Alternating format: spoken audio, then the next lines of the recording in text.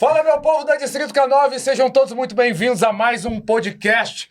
Estou hoje com meu amigo Eduardo Magalhães, médico veterinário, proprietário do canil Vale dos Carcarás. E hoje, galera, a gente está com dois treinadores incríveis aqui, o Edson Ismael e nosso amigo Sargento Rodrigo Oliveira, que vão se apresentar agora aqui pra gente.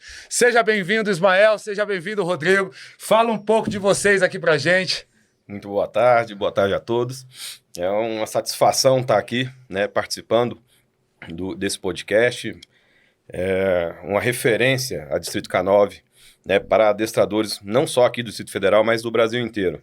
Eu, Edson Ismael, né, fui policial por muito tempo, por alguns longos anos. Bateu o teto lá, hein, Ismael? Bati hoje na vida civil, né? Mantenho a função de adestrador, tenho o meu canil de adestramento, Canis Perfectus Adestramento. E para falar um pouco de mim, né? Sim, então, fala um pouquinho da sua história aí. Hoje quase médico veterinário também, daqui uns dias eu te alcanço. É isso aí. Esse ano a gente termina. Semestre, Ismael? Tô no 9º semestre. Nossa, está na boquinha da garrafa. Tá acabando. Tenho pós-graduação na área de sinotecnia. Tenho outra em curso agora na área de comportamento animal. Legal. Na época, né, como policial, vários cursos aqui na PM de Brasília, na PM do Ceará, em São Paulo. Sim. Enfim, uma vida dedicada à Polícia Militar de Brasília. E aos cães, né? E aos cães, principalmente. Nos meus últimos anos, como chefe do treinamento, né, do BP Cães, instrutor dos últimos cursos, né? Esse é um pouquinho da trajetória. Tem uma longa carreira aí. Isso. E você, Rodrigão, conta um pouquinho pra gente da sua história, se apresenta pra gente aí, por gentileza. Sou o Rodrigo, tô ainda na ativa aí no Batalhão de Policiamento com Cães, né? Sim. Sou adestrador desde 2016, foi quando eu fiz o curso de sinotecnia, né? Depois fiz alguns outros cursos aí na área também. Legal. E aí, por último, nas últimas atividades aí, a gente ficou uma temporada junto com esse camarada aí na equipe de treinamento lá do batalhão, né? Ministrando tanto os cursos do batalhão quanto alguns cursos fora. Né? Vocês têm essas demandas, né? Lá dentro do batalhão para outras unidades. Isso, exato. Sempre tem para PRF, temos muito pro BGP, né? O Batalhão da Guarda Presidencial. Legal. Para o pessoal do BINFAI, né? Da Infantaria da Aeronáutica. Enfim, todos os locais que tem algum canil, eles sempre estão chamando a gente para trocar um pouco de experiência e tudo, né? Porque isso é importante nesse meio canino, né? Sim, bacana. Mais uma vez, a gente agradece demais a presença de vocês e o Ramos já vai sapecar a primeira pergunta aí e vai ser um bate-papo legal. Vamos. Quando foi que começou esse contato de vocês com o adestramento e como que vocês resolveram que isso se tornaria a profissão de vocês? Bem, começando aqui, né? Eu mexo com cachorro desde criança. Sempre tive uma afinidade muito grande com cães. Dentro da polícia veio essa profissionalização. Quando eu fui na época ainda BOP, né? Hoje a unidade, na época, era apenas uma companhia do Batalhão de Operações Especiais. Hoje virou uma unidade independente. E lá comecei a fazer as especializações, o meu primeiro curso de sinotecnia, o curso de faro, e comecei a encarar não mais como um hobby, mas de querer entender de fato melhor como a mente dos cães funciona, de como poder melhorar essa integração, de melhorar essa questão que na polícia a gente chama muito do binômio, né? O homem e o cão ali convivendo, dividindo todas as tarefas, todas as atribuições. Sim. Então, para mim, foi de forma profissional, como adestrador, dentro da Polícia Militar que veio esse contato e essa mudança de chave, né, de um criador robista para um profissional da área. Massa. E você, Rodrigão? No meu caso, foi no próprio curso de formação, né? Enquanto a gente estava ali no curso de formação, a gente recebia a visita de todas as unidades, todo mundo querendo comprar o nosso passe ali, né? Para quando terminasse o curso, a gente ir para as unidades, né? E aí, numa das apresentações lá, a gente recebeu, o CFP recebeu lá o pessoal do BP Cães e tudo, e aí foram mostrando a variedade de atividades que eles tinham lá com cães.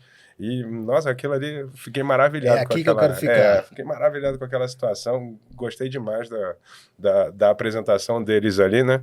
E fiquei imaginando o potencial daquilo, né? A capacidade do cão ali para resolver diversas situações. E aí eu, não, é isso aqui que eu quero fazer, é com isso que eu quero trabalhar, sabe? Massa demais. Rapaz, inclusive tem até pergunta que chegou pra gente aqui pelo Instagram, já que você tocou nesse assunto aí de início da sua carreira, né? O Lucas Silva, ele perguntou o que você diria para motivar os jovens de hoje em dia que querem entrar para a polícia na área de sinotecnia. É uma excelente área mesmo, e cada dia ela se desenvolve mais, assim, tanto, principalmente com organizações como essa aqui, como o Distrito K9, né, as próprias instituições públicas elas estão cada vez mais investindo na parte da sinotecnia, né, estão percebendo a importância dos cães no trabalho do dia a dia, além do cunho social que tem esse trabalho, né, então, se a pessoa está interessada em ingressar nessa área, está querendo fazer parte desse trabalho, ela tá procurando o caminho certo. E ainda com essa possibilidade, né, de, além de estar ali enriquecendo o trabalho público, né, com o trabalho com os cães, ainda com a possibilidade de fazer esse serviço também fora, né. Legal. Ô, Rodrigo, deixa eu só jogar uma areia nisso. Agora, por favor. Ele falou da parte bonitinha, né, que é para quem gosta de cachorro ir para a polícia, né, tem um sonho de ser policial, de trabalhar com cão, mas tem que lembrar que para trabalhar lá no BP Cães, tem que passar pelo curso de sinotecnia. Sim. Que não é só um curso de adestramento, é um curso operacional. Lembrar da nossa origem, né, lá do Batalhão de Policiamento com Cães, é a origem dentro do Comando de Missões Especiais e é um curso pesado. Ô, Rodrigo, você tocou no assunto, antes da gente ir para a próxima, você levantou um gancho aí, sobre a parte social dos cães. Muita gente acha que os cães de polícia atuam especificamente na área de proteção e detecção. Tem esse cunho social que as polícias, a PM também eu sei que faz isso, vão às escolas, vão às atividades sociais, em comunidades carentes, levam os cães, e a gente sabe que o cão é uma ótima ferramenta para essa aproximação de comunidade e polícia. Tem como você comentar um pouquinho pra gente isso aí? Isso, além desse trabalho, né, que é o trabalho policial, efetivamente, né, de detecção, de proteção, né? Sim. A gente tem esse trabalho junto às escolas, junto a outras instituições públicas, né? Agora mesmo, dia 28, a gente vai ter uma caminhada que está sendo promovida aí pela Regional do Cruzeiro, né? 28 agora de maio. Isso, 28 de maio. Certo. E aí é um evento público grande, e aí está sendo apoiado também pelo BP Cães, vai ter a participação lá do pessoal da Canis Perfectos também. Legal. Então, assim, toda a área, todo lugar, todo mundo gosta de cachorro, né? Sim. E quem trabalha com cachorro quer ter a oportunidade o tempo inteiro de estar mostrando ali o seu animal e tudo. E é a oportunidade também da gente desmistificar alguns das ideias, mitos, né? dos mitos que tem, né? Ah, não, cachorro de polícia é agressivo e tal. Não, pelo contrário, cachorro de polícia ele é muito equilibrado, né? Tanto que a gente pode ter eles ali numa situação de escola, de colégio, tranquilamente e tudo, e da mesma forma ele vai trabalhar quando precisar fazer um assado, fazer um ataque se for necessário, ele vai fazer também. Então, bacana. É a oportunidade que a gente tem de mostrar o nosso trabalho assim no meio mais aberto, né? No meio mais fora de situação. Menos ostensivo, né? Tem um outro ponto, eu vou puxar uma sardinha pro meu lado também, que no último curso de sinotecnia, e nesse vai se repetir a prática, com esse intuito de integração, de desmistificar alguns pontos, o batalhão fez uma parceria com o abrigo Fauna e Flora, onde foram selecionados alguns cães do abrigo, eles foram adestrados no curso de sinotecnia, e fora os cães do abrigo, né, cães da comunidade também, que não têm adestramento, então participam desse programa, acontece sempre uma chamada pública para selecionar alguns cães, para fazerem parte para aquele policial que vai se tornar um adestrador também, né? Então, ao final do curso, esses cães voltam para a comunidade adestrados. Então, além dos cães da comunidade como um todo, nesse último teve essa participação do abrigo Fauna e Flora. E aí, ao final, foi feita uma campanha de doação, esses cães, todos eles que fizeram parte do Sinotecnia, foram adotados, adestrados. Que programa então, legal.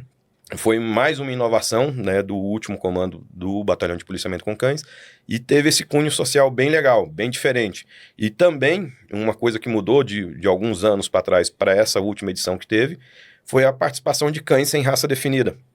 Então, no início, selecionava apenas algumas raças específicas, e nesse último, teve SRD de tudo quanto é jeito. Um monte de vira-lata. Tem um monte de vira-latinha muito legal. Foram bem divertidos, caramelinho, aqueles estopinha. Os Teve cachorro de tradicionais. todos os tipos lá treinando, né? Então foi uma iniciativa muito bacana. Teve um bom resultado, né? A aceitação foi muito legal. E o objetivo, né, de entregar esses cães para um lar definitivo, né, ajudar, né, uma instituição igual o Abrigo Fauna e Flora, que é um local muito bacana, que vale a pena, quem não conhece, ir lá conhecer o trabalho que é feito de resgate, de cuidado. É uma instituição que precisa de muita ajuda e assim, foi a forma que a Polícia Militar desenvolveu de acertar mais um ponto social ali, de ajustar, de ajudar a comunidade de mais uma forma, né? Puxando esse aí, ó, pessoal, quem não conhece esse abrigo que o Ismael tá falando, fica aqui no Distrito Federal, mais especificamente na Ponte Alta Sul. Se você tem interesse ou quer ajudar esse local, procura na internet aí, inclusive já foi até programa de televisão aí bem famoso, e eles sempre estão precisando de ajuda. Procura na internet Abrigo Fauna e Flora, Distrito Federal, que lá deve ter algum link para vocês ajudarem. É isso. O bicho tá pegando aqui. Você falou a respeito dos vira-latas. Eu vejo que a polícia trabalha muito com pastor belga malinois, com pastor alemão. Tem procurado diversas outras raças, mas muito pouco. E eu tenho uma dúvida, como é que vocês selecionam esses cães de polícia? Fala pra gente o que é um bom cão de polícia e qual foi o teu maior desafio ao longo desses anos para encontrar o cão que enche teus olhos. Bem, existem na literatura vários testes para filhotes, né, para quantificar e mensurar algumas habilidades. Hoje, a gente não... Hoje... Eu posso falar hoje ainda, né? Mas é utilizado alguns métodos, mas a gente olha não a raça, né? Olha o indivíduo. Então, características individuais. Normalmente, a seleção começa pela observação dos pais, né? Eu acho que todo criador tem esse mesmo norte, esse mesmo início de seleção de cães. Então, após essa escolha dos apadrinhadores, das matrizes, na escolha da ninhada dos filhotes, a gente olha algumas características, mas principalmente, né, na minha opinião, a principal característica para escolher um bom cão de polícia é a resiliência.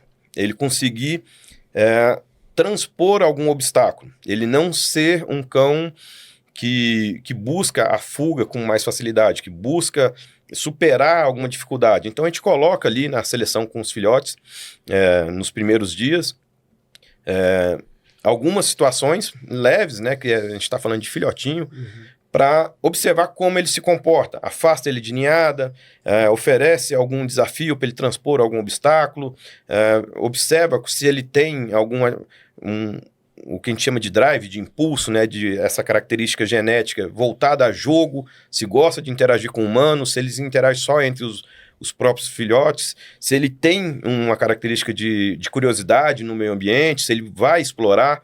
Então, a gente vai quantificando cada uma dessas, né?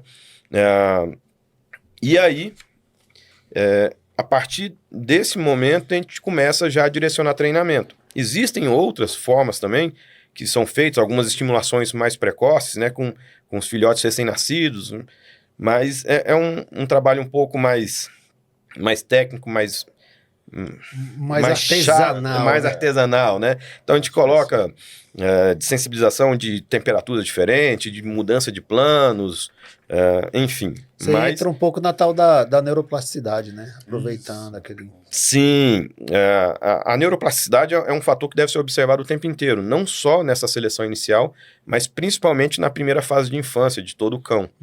Né? Eu falo isso, inclusive, hoje para o mercado pet também.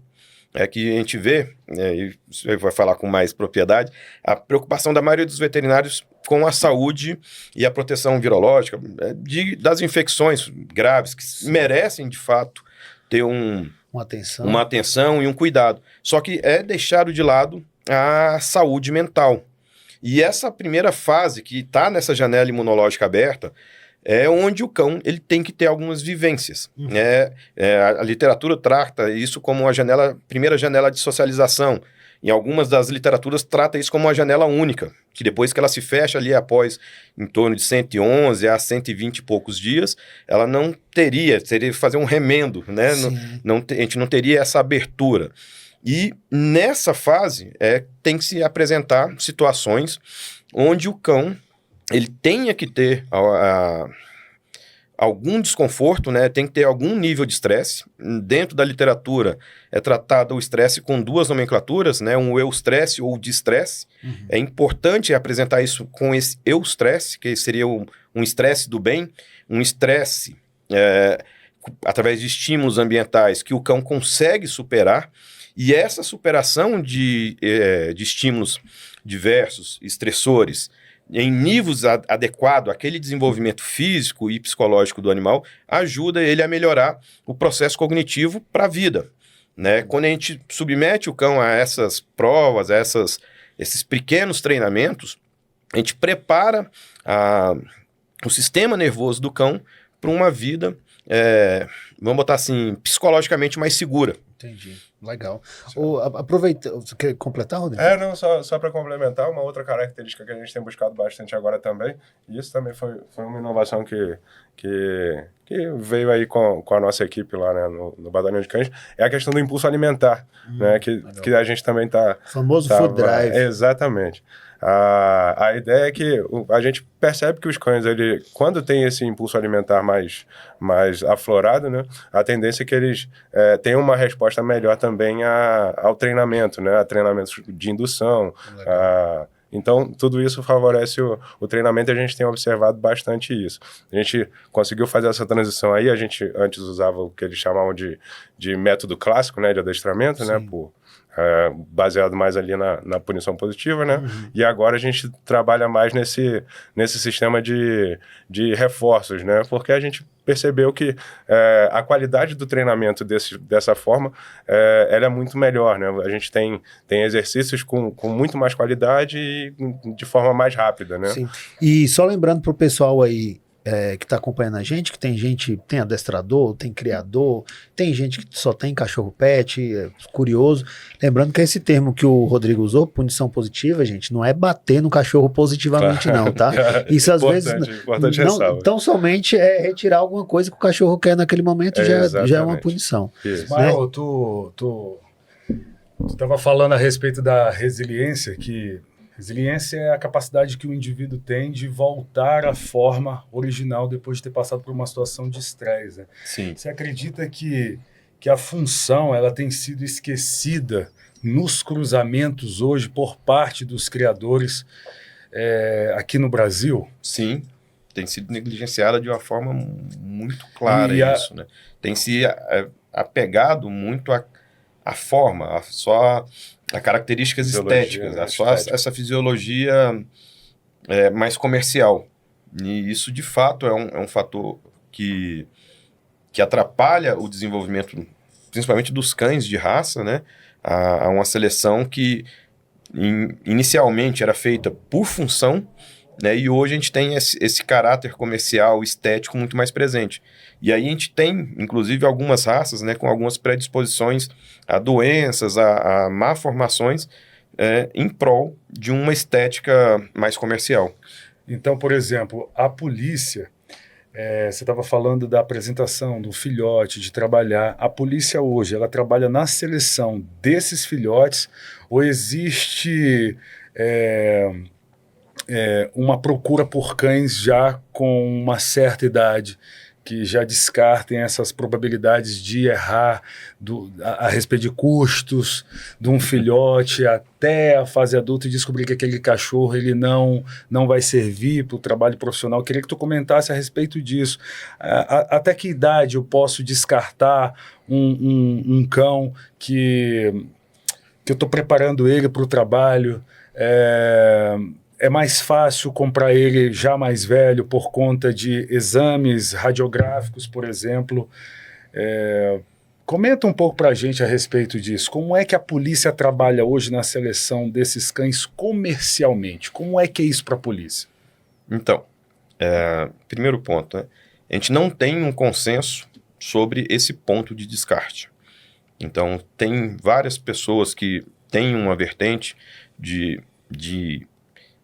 fazer esse descarte precoce, de utilizar algum método já definido em literatura para fazer a escolha do filhote, mas eu, nesses meus anos todos que eu passei lá, eu não vi um consenso nesse ponto. Não tem uma unidade de linguagem. Não tem. E aí, falando da PM de Brasília,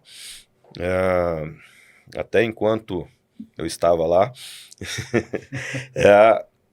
a questão de adquirir também o cão para o trabalho, ele vai muito de gestão. Então, a gente teve gestões que passaram, que tentaram fazer a reprodução interna, né, matrizes e padreadores do próprio plantel.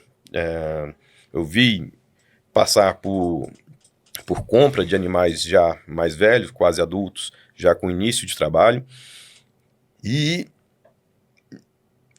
as duas formas apresentam tantos pontos positivos quanto desvantagens. Você já passou por uma situação de que você pegou um filhote é bom, tem tudo para dar certo, e no meio do caminho aquele filhote... Já. Eu não conheço nenhum treinador de alto rendimento que não tenha pego um filhote que tinha potencial e que ele no meio do caminho desandou.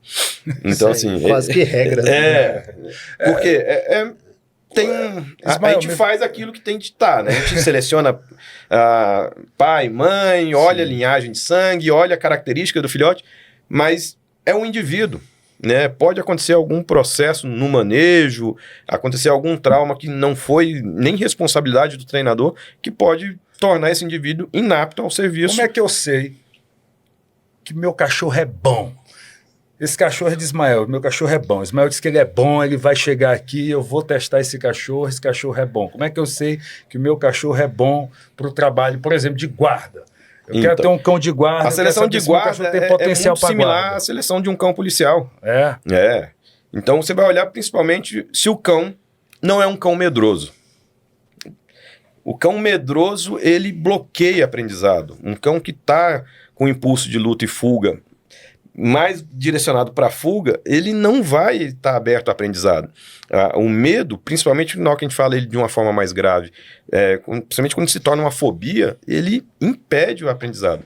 Quer dizer que todo cão medroso não aprende? Não, ele aprende. Mas para ser um cão de alto desempenho, que é o que uma atividade de guarda, uma atividade policial exige, ele não vai ter essa capacidade. Ismael, como é que a gente sabe que um cachorro tem medo, cara? Eu olho por umas características assim, eu olhei para ele, se ele estiver fazendo esse tipo de linguagem corporal, ele está com medo. Como é que eu identifico que o cachorro tem medo? Tem algumas linguagens que são mais explícitas, né? Então, o se curvar, cauda recolhida entre as pernas, orelha baixa, quando confrontado, mostrar apenas a parte dos incisivos e caninos dos dentes, tentar o tempo inteiro se ocultar, andar com o corpo mais curvado, essas são alguns sinais visíveis do medo, né? O congelamento também é um outro sinal muito claro, muito visível, presente nessas interações de medo de cães. E o cachorro morde com medo? Demais. e inclusive, se a gente for falar... provavelmente é a forma com que ele mais morde, né? E a que mais gera acidentes no dia a dia, tanto domésticos quanto na rua, né? Então, isso é importante, aí pega essas características aí, o pessoal que está assistindo, então guarda isso aí pra vida. Um bom cão de guarda, ele teria que ter um pouco de medo? Não. Assim, o medo está presente em todo animal, né? Não é que ele não tenha medo. A forma como ele lida com esse estímulo estressor, é o que vai fazer de fato a diferença.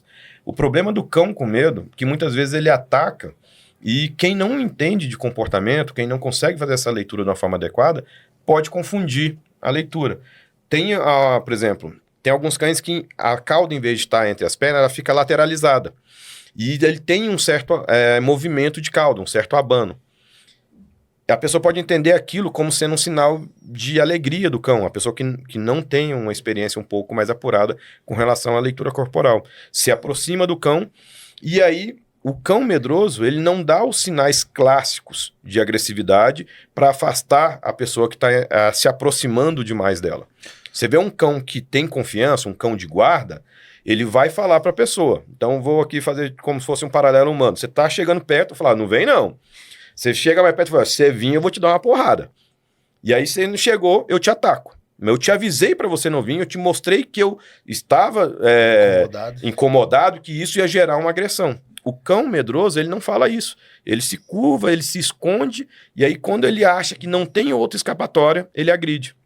E aí, a gente, dentro dessa minha experiência desses anos, a maior parte dos cães que eu vi atacarem pessoas de forma inopinada, principalmente em ambiente doméstico, eram cães medrosos.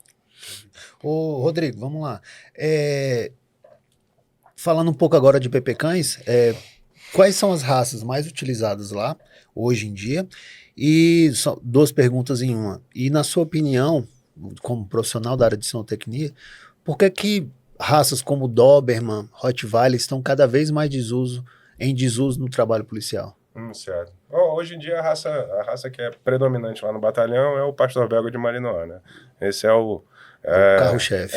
90% do nosso plantel lá atualmente é de pastor belga, né? Sim. Temos alguns outros, tem labrador, ainda temos né? Temos também um Rottweiler ainda, Doberman, esse a gente não tem mais.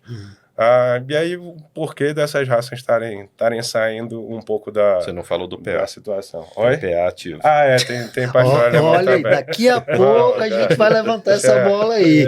Que tem uma rixa aqui dos dois. A gente já preparou uma segurança aqui, porque os caras são grandes, e daqui a pouco a gente vai falar um pouco de PA e Mali, cada um tem sua preferência. Segura aí que é já. Mas, pois temos esses danados aí na ativa ainda também. E aí, sim, porque o desuso do Rottweiler e do... Isso. O que acontece? Tem algumas características do Rottweiler que dificultam o trabalho dele, né? Do Rottweiler especificamente. Ele é um cão de grande porte, né? De pelagem escura. E para trabalhar no dia a dia, assim, com muito sol, geralmente é um cão que aquece um pouco mais rápido, cansa um pouco mais rápido. Então, tem uma certa dificuldade. Você acha que tem um problema também? Não sei se é um problema, é uma questão de cruzamento, genética, finalidade dos criadores para outras atividades? Você acha que tem alguma coisa? Sem sombra de dúvida. Rottweiler, aconteceu isso com o Rottweiler, são cães cada vez mais domésticos, e o Doberman, por exemplo, ele acabou-se com as linhagens de trabalho de Doberman, por exemplo, por causa de preconceitos passados, né? Sim. O pessoal tinha uma ideia de que, não, porque é o cachorro que tem o cérebro prensado dentro da caixa, ataca o dono, e não sei. E uma série de situações que um monte de lenda, né? Quem entende um pouquinho só, ou que procura pesquisar, saber a respeito, sabe que não tem nada a ver. E aí começaram a cruzar os cães mais mansos, mais pacíficos daquilo, e aí acaba que aqueles que tinham mais ímpeto, né, mais vontade para trabalhar, aqueles que tinham as melhores características ali para o trabalho, foram acabando deixando de lado ali nos cruzamentos, né? E isso foi diminuindo a quantidade desses cães na atividade de trabalho. Exato. Esse trabalho de vocês, dá para perceber que vocês são bem empolgados com o que vocês fazem, né? E bastante. Qual que é a essência do trabalho de vocês? Qual foi a ocorrência mais marcante que aconteceu durante esse longo período de trabalho que você teve na polícia, você que ainda continua na polícia? Fala pra gente qual que é a essência e o que marca vocês? Bem, tiveram vários momentos que foram bem marcantes na minha vida. A gente pode falar um especial, né, que foi recente, que deu uma repercussão nacional, Esse indivíduo da tela. Então, Conta pra gente. o caso Lázaro, né? Que foi um assassino que deu um problema de repercussão nacional, assassinou uma família inteira com requintes de crueldade, tiveram vários fatores envolvidos, principalmente por ele transpor a barreira, né, do Distrito Federal, de a ocorrência começar em um estado e terminar em outro. Enfim, foi um caso que merece destaque e por conta também da repercussão que isso teve no serviço, em especial lá do Batalhão de Policiamento com Cães. Eu acredito que a análise de caso dessa ocorrência em específico vai durar muito tempo ainda, né, dentro do histórico das polícias que estiveram envolvidas, né, que a gente teve forças, todo mundo da área de segurança teve envolvido, teve um pedacinho, teve uma contribuição, ajudou de alguma forma nessa ocorrência.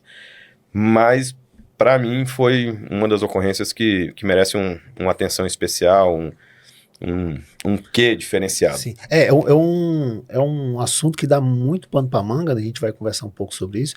Eu já tive a oportunidade de treinar algumas vezes com vocês lá no batalhão de vocês, sempre fui muito bem recebido, então para mim é sempre uma honra treinar lá. E já fiz um curso lá de main trailing, quando o pessoal do GBS, né? GBR. GBR veio para cá, o comandante lá me convidou, eu fui e pude acompanhar o trabalho de vocês. E eu sei que nessa época aí, vocês estavam meio que iniciando o trabalho de main trailing, estavam em fase de experimento, e eu sei que vocês levaram alguns cães que ainda não estavam 100%, mas a demanda era gigantesca. Conta um pouquinho pra gente aí dessa transição, dessa experiência, desse laboratório que vocês tiveram desse tamanho aí. Já começa explicando pra gente o que é main trailing, porque quando eu trago esse rapaz pra cá, cada linguagem técnica que eu não entendo nada do que ele tá falando. Boa. Já manda pra gente. Era uma fase de mudança e de fato era isso pra gente aqui na PM de Brasília. Existia uma técnica de busca de foragidos, de pessoas homiziadas em mata, que se empregava cães e que, com o passar dos anos, fomos identificando que ela precisava de um upgrade, de uma atualização. E pouco antes dessa ocorrência, após identificar esses problemas que mereciam uma atenção diferenciada, o Rodrigo teve o contato, né, com o curso de main trailing, que é busca por odor específico, ensinar o cão a achar a assinatura olfativa de um indivíduo no meio de vários outros. Então, o cão ele tem essa capacidade de, ao ser condicionado a encontrar um odor que for apresentado como alvo, ele conseguir, entre outras pessoas, entre outros ambientes, ele achar o rastro e identificar essa pessoa. Baseia-se nisso uma técnica de main trailer, que é uma técnica civil de busca de desaparecidos. E a intenção, à época, era de utilizar essa técnica que aqui na PM de Brasília estava chegando, mas era uma técnica que já era praticada em outros países já há algum tempo, e adaptar isso para o emprego policial. Quando aconteceu essa ocorrência, a gente estava há 2 meses iniciando um trabalho de preparação dos cães. Não tínhamos nenhum cão apto, pronto. Deixa eu só fazer uma observação, para o pessoal também não achar que os caras foram lá por aventura. Eles já trabalham com busca e captura há muitos anos, tem trabalho, eu já acompanho o trabalho deles há muitos anos, eles não são leigos nisso, só a técnica de busca que eles estavam aprimorando com o main trailing. Então, para isso ficar claro também. Sim. E aí, com essa técnica ainda em desenvolvimento, os cães já trilhavam, já faziam buscas, mas ainda em estágio muito inicial. E aí chegou essa demanda desse fato que aconteceu. No primeiro dia, que eu ainda estava dentro da área do Distrito Federal, aí o Rodrigo pode contar melhor esse primeiro dia que ele estava lá, e esse primeiro dia eu não estava presente, o resultado já direcionou o caminho do que iria ocorrer nos próximos dias. E aí, a partir daí, a gente teve que ter uma participação mais incisiva. Então, o que aconteceu? Um dos colegas nossos lá, né, do batalhão, que participou também das buscas ali, ele montou um croquis da área que incluía ali a casa onde ele fez os primeiros assassinatos, né? E a gente acreditava que ele ainda estaria por ali, homiziado, na área da mata, e na hora que ele saiu, quando ele saiu dessas primeiras mortes ali, ele saiu levando a mãe da família, né? Ainda viva, segundo relatos, né? E aí a ideia era o tempo todo a gente tentar pegar ele para tentar pegar ainda a mãe viva, né? Na situação. E vocês chegaram a recolher algum material dessa senhora?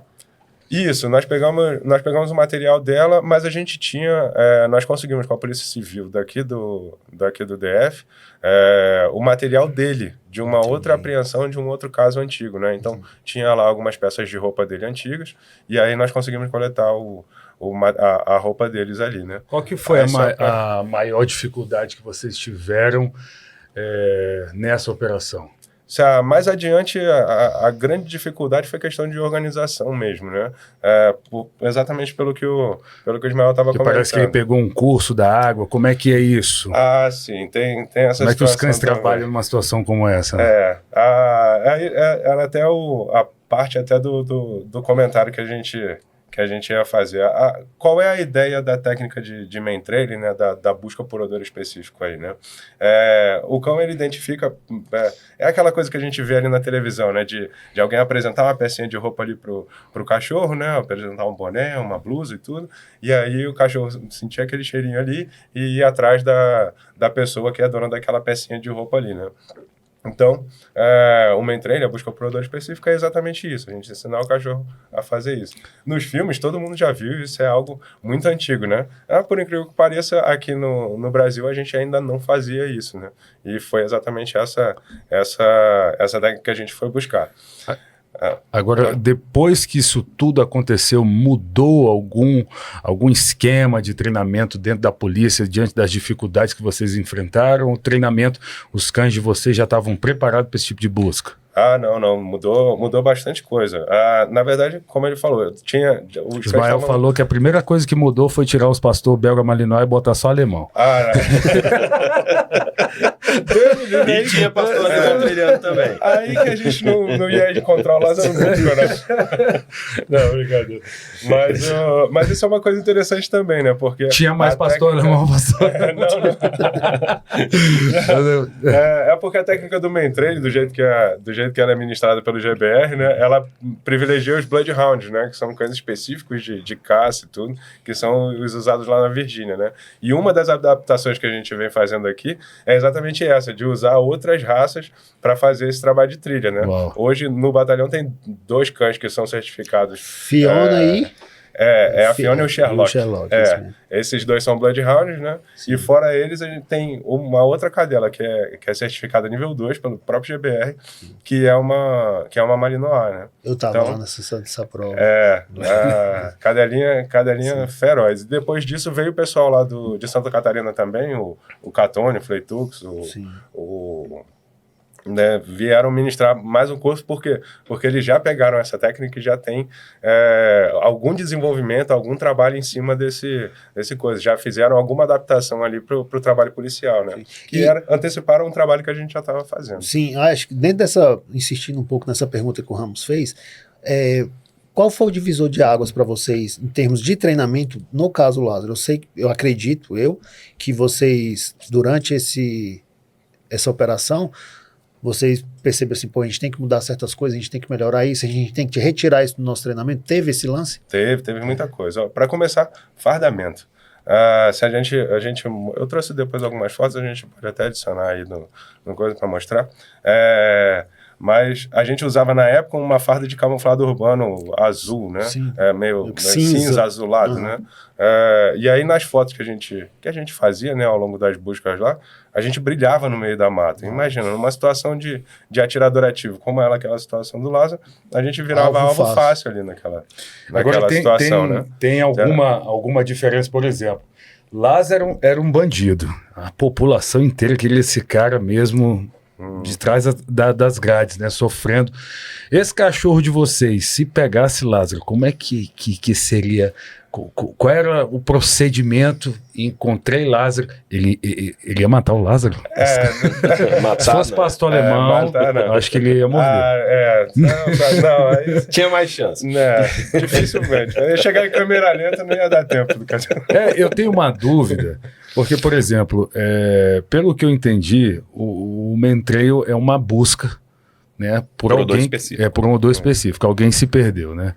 Existe uma diferença entre uma busca e captura e Mentrail? Por exemplo, eu estou procurando um bandido, o cachorro vai chegar lá, vai morder, vai arregaçar, e estou procurando um desaparecido que, se o coitado estiver lá... O cara com Alzheimer se perdeu.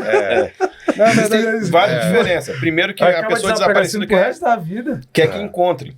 Né? E um atirador ativo, um foragido da lei, não. Então já começa daí as diferenças. E o da chegada, que a gente vinha buscando, vinha trabalhando, é a indicação do cão do odor-alvo, poderia ser tanto de uma sinalização sonora, né, ele latia ao encontrar, tanto quanto o desfecho com mordida. Então, tem essas possibilidades. Tinha uma outra coisa que a gente estava testando, né? Seria a marcação de aproximação.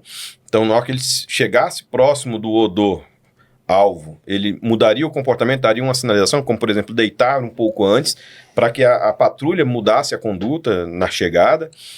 E, enfim, esse processo... E é o que ainda está em estudo, ainda está em desenvolvimento. Já estamos bem mais próximos de alguma coisa, e tem uma vantagem dentro dessa técnica, né? O cachorro trabalha na guia. Então, por mais que a gente treine ele para morder ao final da busca ali, por mais que seja um desaparecido de Alzheimer, chegou no final da trilha, é só segurar ele, não deixar ele morder. Então, né? Esses cães, eles tem essa versatilidade. Essa técnica oferece essa versatilidade. Esses cães não trabalham soltos? Não, a princípio não. Chegando ao final, tem a possibilidade de chegar então, estão mais perto. sempre acompanhados dos condutores. Exatamente. Aí, um dos estudos que se faz é essa possibilidade de deixar o cão solto. Só que aí tem uma série de desvantagens, né? Isso também não é unanimidade também, né? Entre os treinadores. Uns preferem e todo mundo tá certo, e enfim. Exatamente. Agora, aquilo. É a situação de quem está fazendo o trabalho ali, né? Exato. Até chegar ao ponto de realidade de cada definir, um. Né? E de cada local, de cada estado, isso faz muita diferença, né?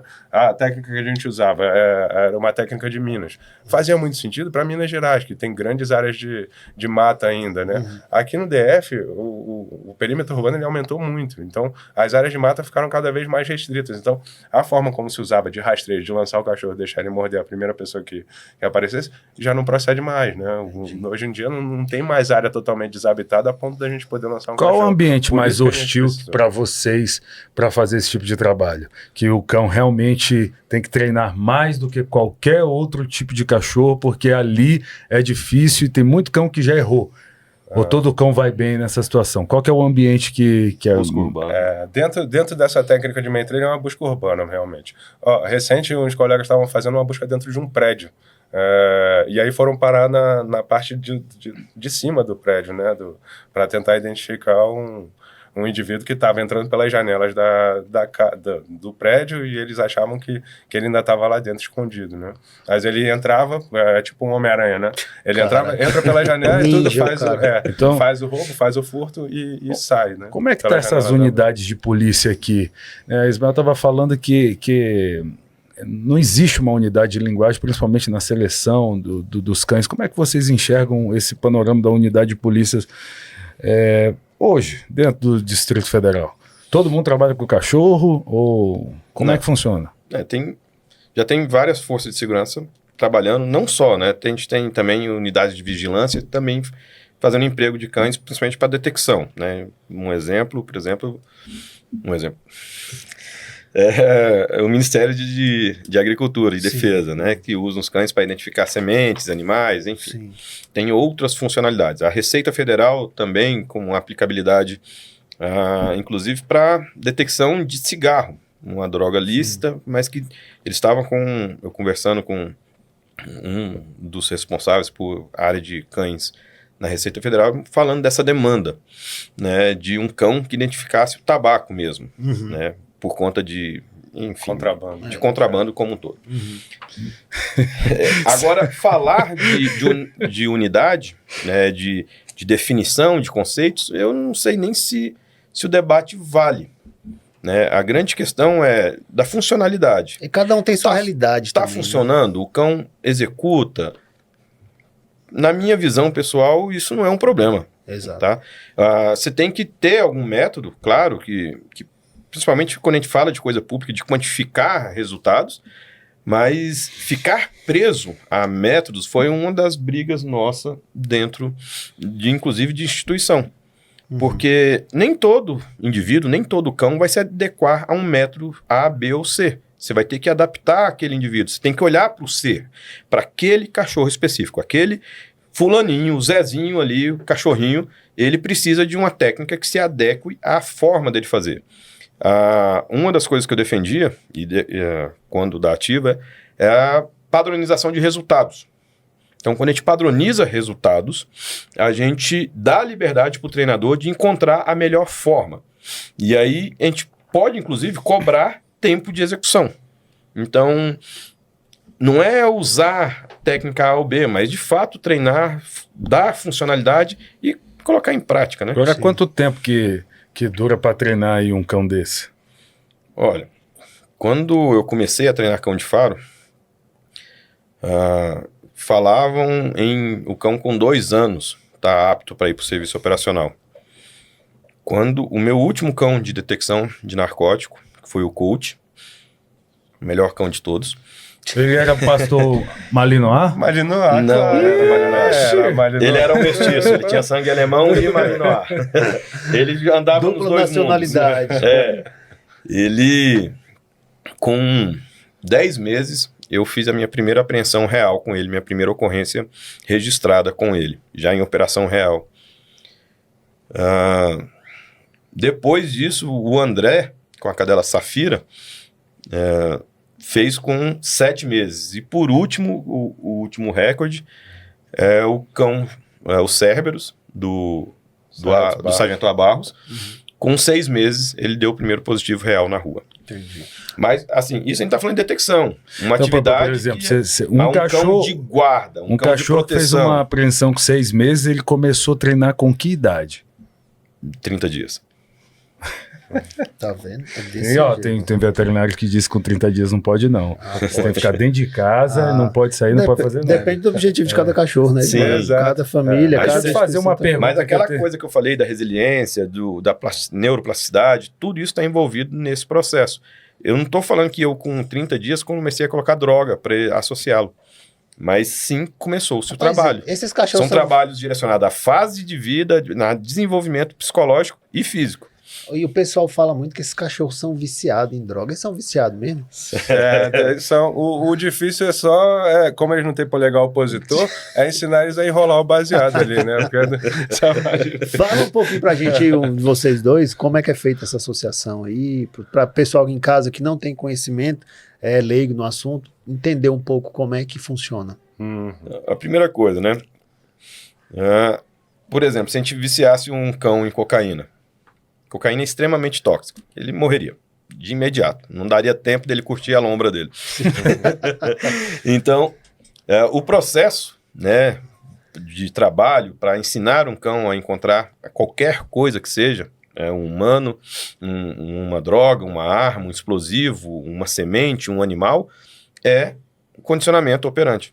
Então, a gente apresenta um odor-alvo, de preferência que esse odor esteja isolado, que a gente consiga concentrar e canalizar um odor específico e condiciona o ato de sentir esse odor a uma recompensa.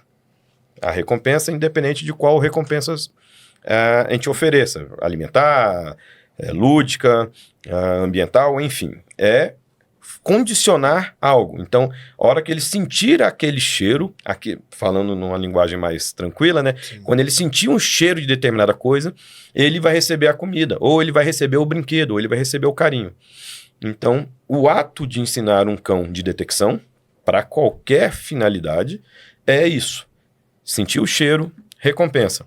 E aí, isso é o princípio. E aí depois você ensina os mecanismos. Né? Mas o ensinar a achar é só isso. O básico é isso. É simples. Legal. Né? Aí depois você ensina mecanismo de busca, a transpor obstáculos, a técnicas de aproximação. Aí cada função vai ter a sua forma de atuação, um protocolo de ação. Com cães de busca de pessoas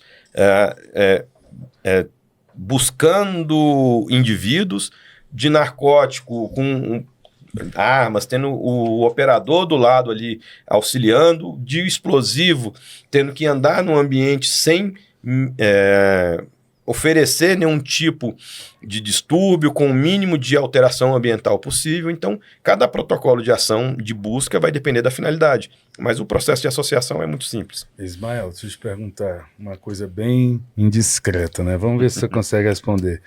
Quanto é que é, filho, um cachorro desse aí? Sim. Eu sou um criador pet, mas eu sou meio empolgado, eu quero comprar o cachorro de Ismael. Quanto é que é? Um cachorro de polícia. Esse miserável aí que tu tá falando aí, com 6 meses, esse daí com 6 meses, já quanto custa um cachorro desse aí? Um cachorro treinado para detecção, com uma funcionalidade apenas, não sai por menos de 20 mil reais. Uau! E se ele for pastor alemão? Se ele for pastor alemão, aí o preço sobe. Não, é um desconto de uma Ferrari, consideravelmente. Né? Ferrari sempre tem uma cotação mais alta. Eu tô achando que o pastor alemão tá na vantagem hoje aqui. Se quiser fazer o trabalho mais lento e tudo, é tranquilo, o pastor alemão é ideal. Galera, a gente está quase chegando na reta final aí do nosso podcast. Se fosse para conversar com vocês aqui, eu ficaria umas 24 horas conversando e o assunto nem ia acabar.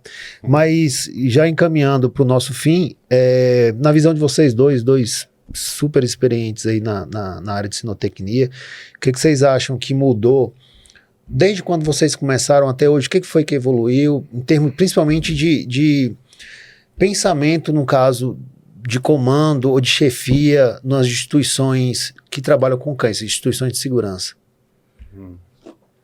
Posso falar, pelo que eu vivenciei, a mudança dentro da Polícia Militar de Brasília, né? De receber incentivo e auxílio para buscar conhecimento, de estudar mais comportamento e de modificar algo que precisava ser atualizado. Então, a gente participou desse processo, né, de uma técnica baseada em forçamento para uma técnica baseada em reforço, de evoluir a ideia de não limitar a funcionalidade do cão. Antigamente, a gente não podia nem adestrar os cães de detecção, por exemplo. Hoje, a política é de um cão multifuncional, ele tem que desempenhar no mínimo 2 atribuições. Então, a gente tem ainda, né, alguns exemplos de cães que desempenham a detecção de narcóticos, detecção de armas, busca de pessoas por odor específico e fazem um trabalho de proteção, de policiamento, de controle de distúrbio civil. Legal. E tudo isso baseado não só num querer, né, baseado em estudo. A gente percebe que quanto mais você, e a gente volta lá a falar de neuroplasticidade, né, de quanto mais você força cognitivamente um animal, ele desenvolve mais a inteligência, ele fica mais apto ao novo aprendizado. E a gente não via isso, por exemplo, que acontecia já desde o início da seleção de cães do pastor alemão lá atrás com o Schutz, o esporte, né, o IGP hoje, o Schutzhound de antigamente, que era uma técnica de seleção de cães, onde você tinha um cão que fazia rastro, que tinha uma obediência incrível de um controle de buscar objetos, de responder a determinados comandos, e a parte de defesa, de proteção, de ataque, de escolta, de tudo isso. E aí a gente já tinha um esporte que trabalhava a multifuncionalidade, que era, na realidade, uma seleção de cães muito bem aprimorada, muito bem desenhada, para limitar o cão a falar, não, só faz determinada coisa. Então hoje a visão era essa de não limitar, de deixar o potencial do cão ser. A gente não força ele a fazer algo que ele não consiga. Mas se ele tem potencial, por que não desenvolver, não explorar? Isso traz um bem-estar melhor, ele traz uma resposta cognitiva melhor, traz satisfação, porque o cão, quando é um cão de trabalho, ele trabalhar gera satisfação nele. A gente não obriga um cão a fazer nada, ele faz aquilo porque essa relação, vínculo do homem e o cão é o que dá o prazer para aquele determinado animal, né? Então bora fazer uma enquete então aqui. Você está falando de uma seleção de cachorro. Agora eu quero ver, menino. A gente precisa entender de fato. Para quem não sabe, galera, a gente está aqui diante de dois grandes treinadores que um ama pastor alemão e o outro ama pastor belga malinois. E cada um vai explicar aqui para a gente, né? E Ismael, pastor alemão ou pastor belga malinois? Pastor alemão, Por que claro. pastor alemão? Fala pra gente por que pastor alemão. Ele é um cão constante. Ele é um cão que não oscila, que não tem desvios de comportamento, que não tem ápices de loucura e volta ao estado de sanidade mental. Eu tenho um cão mais confiável, mais presente, mais equilibrado, mais constante, mais forte. E aí, Rodrigo? Na verdade, ele defende mais o pastor alemão pelo porte, né? Porque é um cão que trabalha mais lento, mais devagar e tudo. Ele não ia dar conta de manejar um Malinois, entendeu? Olha o porte dele, não tem condição. O Malinois tem que ser aquele cara dinâmico, cara ágil, entendeu? Não é pra qualquer um. Pro cão de polícia, eu acho que tem que ser mais rápido, então? Não, eu prefiro. Um negócio mais ágil. Fazer uma busca de 5 minutos ali, um pastor alemão levar 15, 20, e quem leva melhor, macho ou fêmea? A fêmea. Fala devagar demais. Fêmea é muito mais concentrada, não tem aquele machismo, fica mijando tudo quanto é canto. É muito melhor. Faro ou proteção? Proteção, essa daí. Todo mundo gosta disso aí, né? Agora, qual é o esporte que seleciona? Você estava falando dos chutes aí, que é o IGP de hoje em dia, né? Qual que é o esporte que seleciona melhor? Que a gente tem, os brasileiros são apaixonados por 2 esportes aqui. Um é IGP, outro é Mondial-Ring. IGP... IGP é a Fórmula 1, Mondial-Ring é a Fórmula Stock Car. Mondial-Ring é subcategoria. IGP é teatrinho, cara. Tem um negócio ensaiadinho, não tem graça. Mondial-Ring não, é um cenário, negócio legal. Mas vocês treinando durante todo esse tempo treinando, já passou algum aperto com o cachorro? Vários. Fala um aperto que te deixou mesmo assim na mão. Era um final de semana e um cão que tinha bastante desvio de comportamento agressivo. Pastor alemão? Não, era um pastor maremano. Malemano. Um maremano, problemático para danar, cheio de problema. Isso lá na sua empresa, lá no seu canil? Isso na minha empresa, no meu canil. E aí esse cão, eu tinha conseguido adaptar para fazer a alimentação dele sem ter problema, porque só de aproximar da vasilha ele agredia. Caraca. Se tivesse a vasilha no chão, sem comida, ele agredia quem entrasse no canil. E aí, a gente condicionou ele a comer na mão. Então, eu pegava o pote, oferecia a comida na mão para ele, e ele se alimentava sem entrar em defesa. Mas ele tinha um desvio neurológico, não era só comportamental. Um belo dia, no final de semana, mais de preguiça, tá? Era um domingo, eu fui fazer alimentação. Tinha muitos dias que ele não dava problema, que ele estava estável, estava recuperando bem, e eu entrei e só coloquei a alimentação dele no pote, dentro do canil, no chão normal. Quando eu voltei para retirar o pote, ele entrou em defesa, e eu estava um pouco desligado e tal, e tomei um susto e fiquei entre ele e a porta. Eu fiquei no outro canto oposto. Congelou? Congelei. E aí, só de ter assustado e ter caminhado para trás, desequilibrado, isso gerou mais agressão. Sim. Quando o cão ele demonstra agressividade e o oponente recua, ele cresce, ele ganha mais confiança. E aí eu não tinha para onde sair, e aí eu comecei a agir igual um cachorro. Eu levantei, estufei o peito e rosnei com ele de volta. Ei, rapaz. Aí ficou ele rosnando de um lado, eu rosnando, gritando do outro, até ele ceder. Ainda bem que eu consegui que ele cedesse. E ele recuou. Quando ele recuou, eu avancei para cima, fui rosnando para cima dele até conseguir sair de dentro do canil. Mas passou ali por um triz, Imaginando o Maremano e um bulldoguinho, né? Nossa. Ele impera maior que eu. Pessoal, então assim, como ressalto, né, Ramos, que se fosse para conversar com esses dois aqui, a gente passaria o resto do dia todinho conversando. É sempre bom. É bom que a gente fica com mais assunto para o próximo, se Deus quiser. Então, Distrito K9 agradece demais, Ismael, Rodrigo, pela presença. Eu acredito que a galera vai gostar muito aí desse podcast, desses esclarecimentos, dessas curiosidades que vocês nos contaram aqui. E mais uma vez, obrigado. Isso. Obrigado a vocês aí pelo convite, pela presença aqui, pela oportunidade de estar falando sobre essa nossa paixão aqui, que é o mundo canino, né? A gente gosta demais.